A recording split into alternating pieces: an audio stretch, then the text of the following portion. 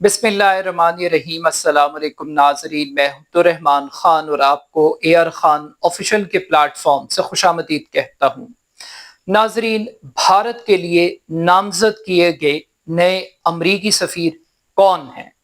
नए अमरीकी सफ़ीर को सांप क्यों कहा जाता है? मोदी के दौरे चीन से पहले ट्रंप ने नए अमरीकी सफ़ीर का भारत के लिए ऐलान क्यों किया? क्या नए अमरीकी सफ़ीर भारत और अमेरिका के ताल्लुकात को बेहतर बना सकेंगे? नए अमरीकी सफ़ीर के लिए भारत में सबसे बड़ा चैलेंज क्या होगा? आज के इस वीलॉग में इन चंद बुनियादी नुकात पर हम बात करेंगे।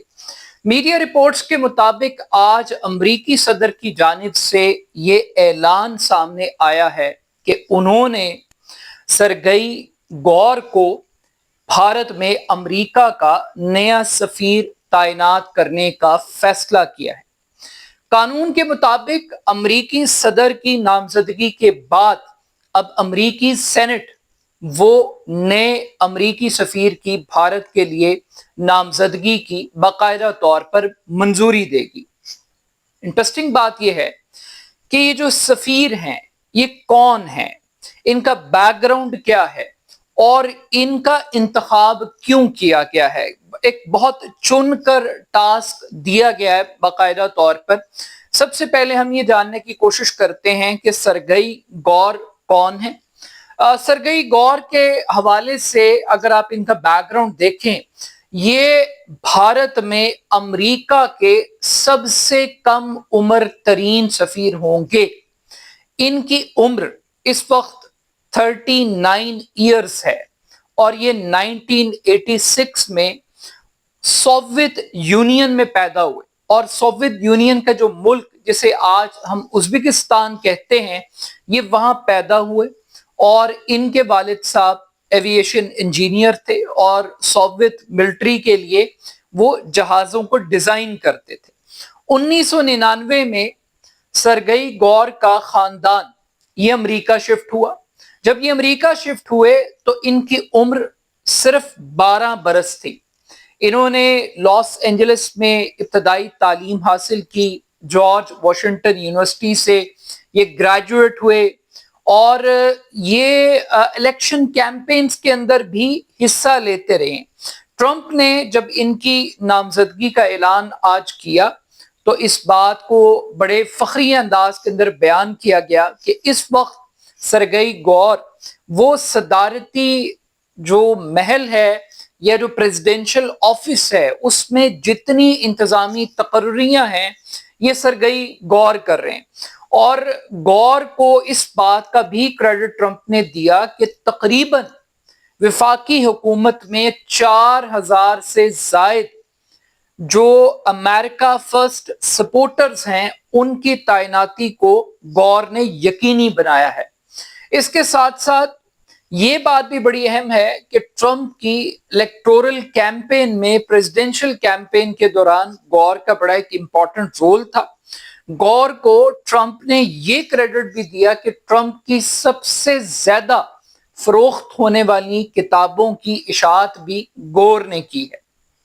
लेकिन जहां पर एक बड़ा तबका अमेरिका में गौर को ट्रंप का दायां हाथ यानी राइट हैंड कंसिडर करता है कि ये एक पूरा एक राइट हैंड है, एक स्टीयरिंग है, एक ताकत है, यानी गौर को ट्रंप की ताकत की अलामत समझा जाता है। वहीं पर गौर के बहुत सारे नाकदीन हैं, वो उनमें से सर फहरिस्त जो क्रिटिक्स हैं गौर के वो एलॉन मस्क हैं।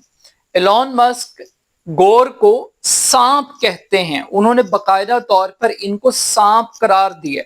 यानी दो एक्सट्रीम्स हैं, एक तरफ ये है कि ये दायां हाथ है और दूसरा तबका ये है कि जो इन्हें सांप कहता है। अब इनकी सिफ्त सांप वाली है या इनकी सिफ्त दोस्ती निभाने वाली है, टास्क को मुकम्मल करने वाली है, ये एक बड़ा एक अहम सवाल है। लेकिन لگتا یہی ہے کہ ٹرمپ کا بہت زیادہ کانفیڈنس ہے اور بڑا ٹرسٹ ہے ان کی کریڈیبلٹی پر، ان کی کیپیسٹی کے اوپر۔ آپ جانتے ہیں کہ امریکن پریزیڈنشل الیکشن کے دوران ایلون مسک رائٹ ہینڈ تھے ٹرمپ کے۔ ٹرمپ کا جو ریفارمز کا ایجنڈا تھا، جو ڈاؤن سائزنگ کہہ لیجئے، کٹنگ کہہ لیجئے، سسٹم کو ریفارم کرنے کی بات تھی، وہ ایلون مسک کو بہت سارے اختیارات دیے گئے۔ پہلے تو بہت محبت تھی، پھر اچانک وہ محبت نفرت میں اور نفرت دشمنی میں تبدیل ہوئی۔ یہ دشمنی میں تبدیل ہونے کا کریڈٹ ایلون مسک وہ گور کو دیتے ہیں۔ وہ کہتے ہیں کہ ٹرمپ کے اور ایلون مسک کے تعلقات کو خراب کروانے والی جو شخصیت تھی وہ گور تھے، اور گور کے نے یہ بھی بتایا کہ ایلون مسک کے ایک دوست تھے جن کے بارے میں ٹرمپ کو یہ آگاہ کیا انہوں نے کہ وہ مخالف پارٹی کی الیکشن کیمپین کو فنڈ بھی کرتے رہے ہیں۔ تو یہ بھی ٹرمپ کے لیے ایک بڑی ہی ناگواری والی بات تھی، غصے والی بات تھی۔ لیکن معاملہ صرف بھارت میں سفیر کی تعیناتی تک محدود نہیں ہے۔ گور کو پورے وسطی جنوبی ایشیا کا ایک خصوصی ایلچی کا اضافی ٹاسک بھی دیا گیا ہے، جو دنیا کا سب سے زیادہ آبادی والا خطہ ہے۔ وہاں پر وہ ایک خصوصی ایلچی کے طور پر بھی امریکی سفیر کے ساتھ ساتھ اپنے فرائض انجام دیں گے۔ اب ٹائمنگ بڑی امپورٹنٹ ہے۔ ایک ایسے وقت میں امریکی سفیر کا بھارت کے لیے اعلان کیا گیا ہے جب بھارت کے اور امریکہ کے تعلقات وہ ایک دوسرے سے کشیدہ ہیں۔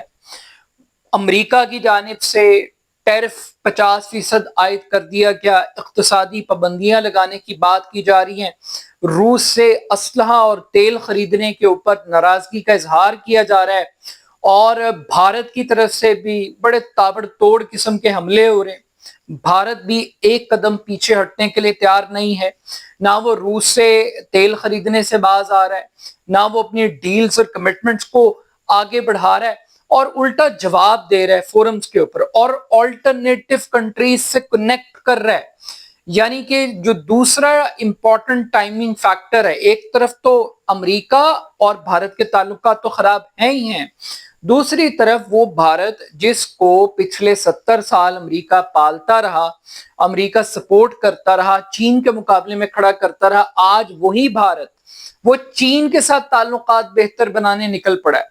اور ابھی پچھلے ہفتے چینی وزیر خارجہ نے بھارت کا دورہ کیا، اور 7 سال کے بعد اب مودی بطور وزیر اعظم وہ چین کا دورہ کریں گے اور ایس سی او کانفرنس میں شرکت کریں گے، اور ایک نیا گلوبل پولیٹیکل آرڈر وہ ہمیں بنتا ہوا دکھائی دے رہا ہے۔ اب یہ جو گلوبل پولیٹیکل آرڈر ہے، یہ ٹرمپ کے لیے ایک بہت بڑا تھریٹ اور چیلنج ہے کہ ٹرمپ بجائے اس کے کہ اس کی سختیاں، اس کی پابندیاں اور اس کی ٹیرف پالیسی وہ بھارت کو کمزور کرتی، بھارت کو مجبور کرتی کہ وہ کام نہ کرے جو ٹرمپ کو پسند نہیں ہے، مگر یہاں الٹا ہو رہا ہے کہ وہ جتنی پابندیاں لگا رہے ہیں، جتنی سختیاں کر رہے ہیں، بھارت اور بھاگ بھاگ کر ان تمام ممالک سے رابطہ کر رہا ہے جو ٹرمپ کے اور امریکہ کے خلاف ہیں۔ اب ایسی صورتحال کے اندر جب آپ سفیر تعینات کرتے ہیں تو سفیر کا پہلا کام کیا ہے؟ امریکہ فرسٹ۔ ٹریڈ ایگریمنٹ دونوں ملکوں کے درمیان نہیں ہو سکا، تجارتی پابندیاں لگ رہی ہیں، تعلقات دن بدن کشیدہ ہو رہے ہیں، تو کیا نئے سفیر وہ امریکہ اور بھارت کو جوڑ سکیں گے، دونوں کے تعلقات میں بہتری لا سکیں گے؟ ایک بہت بڑا سوال ہے۔ اور جہاں تک انڈین ایپٹیچیوڈ کی بات کی جا رہی ہے، وہ یہ تاثر دینے کی کوشش کی ٹرمپ نے۔ دیکھیے جنوری سے جو سفیر کا عہدہ تھا وہ بھارت کے اندر خالی تھا، اور تعلقات چل رہے تھے، کمزور ترین سطح پہ چل رہے تھے، برے چل رہے تھے، جیسے بھی چل رہے تھے، مگر یہ جو تعیناتی ہے یہ بھارت کو تسلی دینے کے لیے ہے کہ نہیں جناب، ہم آپ کے ساتھ چلنا چاہتے ہیں، نئی پارٹنرشپ کرنا چاہتے ہیں، اور ہم نئے ایونیوز تلاش کرنا چاہتے ہیں۔ مگر لگ یہ رہا ہے کہ اب بھارت کو امریکہ کی کوئی خاص پرواہ نہیں ہے. بھارت کو ایک بات سمجھ میں آ گئی ہے کہ بھارت ایک بڑی اکانومی ہے, ایک بڑی پاپولیشن کا سائز ہے, اور اس وقت بھارت کو جھٹکا ضرور لگے گا, لیکن وہ جھٹکا اتنا بڑا جھٹکا نہیں ہے کہ بھارت امریکہ کے آگے ڈھیر ہو جائے. اور جو انڈین نیشنلزم ہے, جو ان کی پچھلے 70 سال کی پالیٹکس ہے اگینسٹ پاکستان, اس میں کوئی تبدیلی نہیں ہے. مثال کے طور پر آج امریکی وزیر خارجہ کی تعیناتی جب ایک طرف ہو رہی تھی, اناؤنسمنٹ ہو رہی تھی, تو دوسری جانب بھارت کے وزیر خارجہ وہ جے شنکر وہ ایک انٹرویو دے رہے تھے اور ایک فورم سے گفتگو کر رہے تھے, اور انہوں نے واضح طور پر یہ کہا کہ ہم کسی بھی صورت پاکستان اور بھارت کے درمیان کسی تیسرے فریق کی ثالثی کو قبول نہیں کریں گے. یہ براہ راست پیغام تھا ٹرمپ کو, جن کو پاکستان نے نوبل انعام کے لیے نامینیٹ کیا. پاکستان چیخ چیخ کر جنگ بندی کا کریڈٹ وہ ٹرمپ کو دیتا ہے, لیکن بھارت نہ کریڈٹ دیتا ہے نہ ثالثی کو قبول کرتا ہے, اور وہ ایک انٹرنل میٹر کنسیڈر کرتا ہے. یہ دو ملکوں کا پرابلم ہے, کانفلکٹ ہے, اس کا امریکہ کو لینا دینا نہیں. اور دوسری بات, آج بھی واضح طور پر جے شنکر نے بات کہی ہے کہ ہمیں ٹیلی فون کالز ضرور آئیں, اور یہ کوئی چھپانے والی بات نہیں ہے, مگر یہ جو جنگ بندی ہوئی ہے یہ پاکستان کی اور بھارت کی براہ راست گفتگو کے نتیجے میں ہوئی ہے. اور جو تجارتی پالیسی ہیں اس کے اوپر بھی جے شنکر نے بڑی تنقید کی ہے. تو اس سے آپ کو ایک ایپٹیچیوڈ کے پتہ لگ رہا ہے کہ بھارت سلنڈر کرنے کے لیے تیار نہیں ہے, بھارت فلیکسیبلٹی کے لیے تیار نہیں ہے. بھارت نے سٹینڈ لے لیے, اور بھارت یہ جانتا ہے کہ ٹرمپ کو, اچھا ایک چیز بڑی اہم کہی ہے کہ یہ پہلا امریکی صدر ہے جو عوامی انداز میں خارجہ پالیسی کو چلا رہا ہے, which means کہ جب آپ عوامی انداز کے اندر چلاتے ہیں تو آپ پاپولر ڈیسیژنز کرتے ہیں. تو اس کا دوسرا مطلب یہ ہے کہ جو ٹرمپ کے ڈیسیژنز ہیں وہ صحیح ہیں یا غلط ہیں, اس سے امریکہ کو کوئی فائدہ ہو رہا ہے یا نہیں ہو رہا ہے. ایک بات طے ہے کہ یہ سارے کے سارے اقدامات یہ عوامی سٹائل کے اندر آ رہے ہیں, تو اس کے اوپر وہ بڑے سرپرائز ہیں کہ خارجہ پالیسی وہ عوامی انداز میں نہیں چلتی. But still at the end of the day نئے سفیر کا نامینیٹ ہونا ایک سمبولک ویلیو ہے, ایک جسچر ہے, اور جس شخص کو آپ تعینات کرتے ہیں اور اتنی کریٹیکل سچویشن میں آپ بہت